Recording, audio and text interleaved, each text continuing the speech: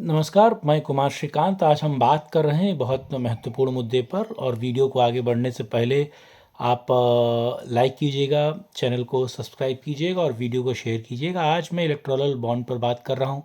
आपको पता है कि जब एनडीए की यानी कि नरेंद्र मोदी की पहले 5 साल की सरकार थी, उसमें उस वक्त की वित्त मंत्री अरुण जेटली ने इलेक्टोरल बॉन्ड को लेकर एक बड़ा फैसला लिया था। यानी कि पार्टियों को जो चंदा दिया जाएगा वो अब उस पुराने तरीके से नहीं दिया जाएगा, यानी कि सीधे तौर पर एसबीआई के 27 ऐसे बैंकिंग ब्रांच थे जिसमें जाकर आप बॉन्ड खरीद सकते हैं और वो सीधे किसी भी पार्टी को दे सकते हैं।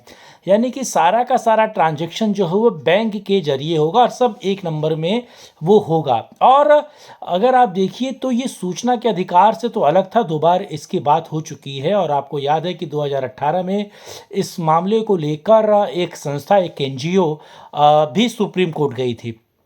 लेकिन अब इसमें एक तरीके से देखा जाए तो सब कुछ मशीन के अंदर था। यानी कि वो बॉन्ड आपको खरीदना है, अगर आप किसी XYZ किसी भी पार्टी को अगर आप चंदा देना चाहते हैं तो सीधे जाकर सबसे पहले आप उस बॉन्ड को खरीदिए। उसके बाद वो संबंधित पार्टी उस बॉन्ड को बना सकती थी, यानी कि उसके अकाउंट में वो पैसे आ सकते थे।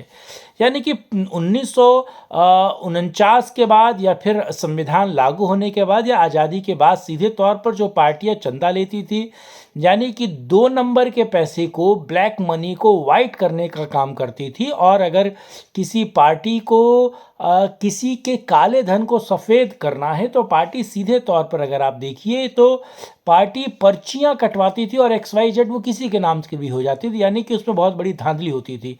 किसी उद्योगपति या किसी मित्र ने पैसा दिया है और वो पैसा ब्लैक है, उससे वाइट कराना है, तो जो इकाइयाँ होती थी उन इकाइयों के नाम पर एक तरीके से पर्चियाँ कटती थी। और कोई कार्यकर्ता 20 रुपये दे रहा है, 40 रुपये दे रहा है, कोई 200 दे रहा है, 2000 दे रहा है या 20,000 दे रहा है, इससे ज़्यादा का दान नहीं लिया जा सकता था कैश के तौर पर। तो राज्य इकाई का काम यही था पार्टियों के कि वो ब्लैक मनी को वाइट करती हैं सीधे तौर पर। लेकिन इस पूरे भ्रष्टाचार पर रोकथाम करने के लिए 2009 में आपने देखा कि किस तरीके से बीजेपी ने भी कहा था कि अब वो सारा पैसा चंदे के तौर पर नहीं लेगी, वो केवल चेक से भुगतान लेगी अगर पार्टी को आप कुछ अमाउंट देना चाहते हैं। लेकिन इस सबको इलेक्टोरल बॉन्ड पे आते हैं सीधे, तो आपको पता है कानून की शक्ल में आया और आप पार्टियों को सीधे एसबीआई के किसी भी ब्रांच से, जो 27 ब्रांच थे एसबीआई बैंक के, आप उसके द्वारा पैसा दे सकते हैं। 2018 से लगातार सुनवाई चल रही थी, लेकिन लगातार आप देखिए सुप्रीम कोर्ट इन बहुत सारे मामलों में सरकार के समर्थन में फैसला दे रहा था एक तरीके से। लेकिन सुप्रीम कोर्ट ने सीधे इलेक्टोरल बॉन्ड पे सरकार के उलट फैसला दे दिया और उसने कहा कि ये इलेक्टोरल बॉन्ड बंद होना चाहिए। और यहाँ तक कि जितने पैसे अभी तक अलग अलग पार्टियों को गए हैं वो सारे के सारे पैसे का रिकॉर्ड एसबीआई चुनाव आयोग को देगी और चुनाव आयोग उस पूरे पैसे का हिसाब अपने पोर्टल पे डालेगा। और इस इलेक्टोरल बॉन्ड के सिस्टम को एक तरीके से चुनाव आयोग ने कहा है कि सूचना के अधिकार के अंतर्गत आता है।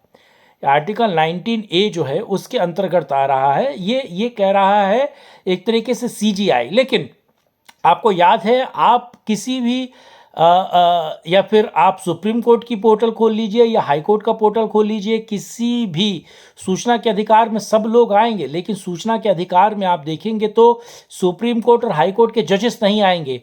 और ना वो अपनी संपत्ति का खुलासा करते हैं, ना अपने प्रॉपर्टी को कहाँ इन्वेस्ट किया है और कितना पैसा सुप्रीम कोर्ट हाई कोर्ट पे खर्चा हुआ, उसका ऑडिट नहीं होगा और वो एक तरीके से किसी भी पोर्टल पे नहीं आएगा। ये अलग विषय है। मैं फिलहाल इस पे नहीं जाना चाहता। लेकिन सबसे बड़ी जो खबर ये है कि वापस भ्रष्टाचार आरंभ होगा और भ्रष्टाचार को, यानी कि ब्लैक पैसे को वाइट करने की कोशिश की जाएगी। और अब चुनाव आयोग या इस पूरे अमाउंट को अब मुझे लगता है पॉलिटिकल वेंडाटा के तौर पर भी देखा जाएगा। इसका इस्तेमाल पॉलिटिकल पार्टियां इस तौर पे करेंगी कि आपने ए पार्टी को अगर चंदा दिया है और बी पार्टी अगर सरकार में आती है और ए पार्टी को किसी उद्योगपति ने भारी चंदा दिया है, तो बी पार्टी जैसी सरकार में आएगी तो उस उद्योगपति से एक वेंडाटा के तौर पर, दुश्मनी के तौर पर देखेगी और उससे पैसे उगाहने के चक्कर के काम करेगी, या फिर कहा जा सकता है कि जिससे उसके व्यापारिक हित अहित हो सके, यानी कि उन व्यापारिक हितों को साध ना सके, ऐसे नियम कायदे कानून बनाएगी। यह पुरानी पॉलिसीज को एक तरीके से पूरी तरीके से बदल भी सकती है। तो ये जो महत्वपूर्ण काम सुप्रीम कोर्ट ने किया है, इसमें कोई दो राय नहीं, लेकिन ये भी एक तरीके से करप्शन के उस जिन को वापस खोलने जैसा है, जिसको एक कानून बनाकर उसे डिब्बे के अंदर या फिर चिराग के अंदर पैक किया गया था। अगर आप देखिए तो तकरीबन 16,000 करोड़ रुपए का चंदा पिछले 5 सालों में तमाम राजनीतिक पार्टियों को मिला है। इन 16,000 करोड़ रुपए में से 5,600 कुछ करोड़ रुपए के आसपास जो है वो बीजेपी को मिला है, लेकिन 11,000 करोड़ के आसपास अगर आप देखिए तो वो बाकी छत्रपुर और कांग्रेस को मिला है। अब इस मामले को आप समझिए कि आखिर ये पॉलिटिकल ये जो चंदा जा रहा है, इसका इस्तेमाल किस तरीके से हो रहा है, और सुप्रीम कोर्ट ने ये जो डिसीजन लिया है, क्या आप इससे इत्तेफाक रखते हैं? क्या इसमें राजनीतिक में शुचिता यानी कि ईमानदारी की बात होगी? क्या जजेस को ईमानदारी की बात नहीं करनी चाहिए कि क्या उनको अपनी प्रॉपर्टी या तमाम तरह के एसेट्स को ऑन एयर नहीं करना चाहिए या फिर पोर्टल पे ही डालना चाहिए? क्योंकि लगातार जज और जुडिशरी क्या सूचना के अधिकार के अंतर्गत आती है, इसको लेकर तमाम बातें भी चलती रहती हैं। बहरहाल ये वीडियो आपको कैसा लगा आप कमेंट करके बताइएगा, और इससे संबंधित कुछ त्रुटियां या गलतियां तो वही बताइएगा, और इस वीडियो को लाइक कीजिएगा, चैनल को सब्सक्राइब कीजिएगा, वीडियो को शेयर कीजिएगा। साथ जुड़ने के लिए बहुत धन्यवाद। जय हिंद, जय भारत, वंदे मातरम।